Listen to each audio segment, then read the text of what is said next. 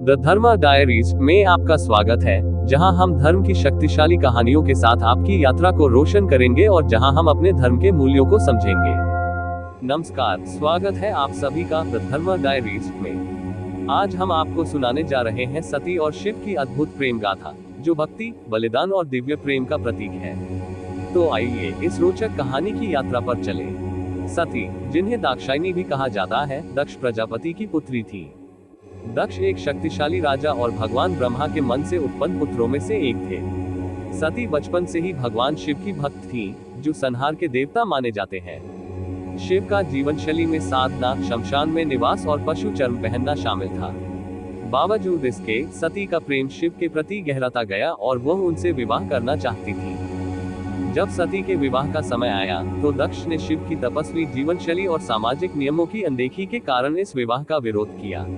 लेकिन सती ने अपने हृदय में शिव को ही अपना पति मान लिया और कठोर तपस्या की। उनकी भक्ति से प्रसन्न होकर भगवान शिव प्रकट हुए और सती को अपनी पत्नी के रूप में स्वीकार कर लिया। हालांकि शिव और सती का विवाह हो गया था, परंतु दक्ष का शिव के प्रति क्रोध समाप्त नहीं हुआ। शिव का अपमान करने के लिए दक्ष ने एक विशाल यज्ञ का आयोजन किया और सभी देवताओं, ऋषियों और दैविक शक्तियों को आमंत्रित किया, परंतु शिव को निमंत्रण नहीं दिया। सती अपने पिता के इस अपमान से आहत हुई, परंतु पिता से अपने गहरे जुड़ाव के कारण बिना बुलाए यज्ञ में जाने का निश्चय किया। जब वह यज्ञ में पहुंची, तो वहां दक्ष ने शिव और सती का अपमान सबके सामने किया। यह अपमान सहन न कर पाने के कारण सती दुख और क्रोध से भर उठी। उन्होंने अपनी अंतर्निहित अग्नि को जागृत किया और स्वयं को अग्नि को समर्पित कर दिया, ये संकल्प लेते हुए कि अगले जन्म में ऐसे पिता के घर जन्म लेंगी, जो शिव का सम्मान करेगा। सती के आत्मदाह की खबर सुनकर शिव शोक और क्रोध से भर उठे।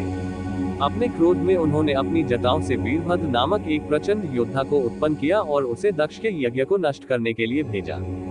वीरभद्र और शिव के गणों ने यज्ञ को तहस नहस कर दिया और दक्ष का सिर काट दिया। बाद में शिव का क्रोध शांत हुआ और देवताओं के अनुरोध पर उन्होंने दक्ष को बकरे का सिर लगाकर पुनर्जीवित कर दिया। इस घटना के बाद दक्ष ने भगवान शिव की महानता को स्वीकार किया और उनका सम्मान किया। सती के आत्मदाह के बाद शिव ने संसार से विरक्त होकर हिमालय में गहन ध्यान में लीन हो गए। दूसरी ओर सती का पुनर्जन्म पार्वती के रूप में हुआ, जो हिमालय के राजा हिमवान और रानी मैना की पुत्री थी। सती की भक्ति इतनी गहन थी कि वह अपने प्रेम के लिए जीवन तक त्यागने को तैयार थी, जो आत्मा और परमात्मा के मिलन का प्रतीक है। सती का बलिदान और पार्वती के रूप में पुनर्जन्म जीवन, मृत्यु और पुनर्जन्म के चक्र को दर्शाता है, जो हिंदू दर्शन का एक महत्वपूर्ण सिद्धांत है।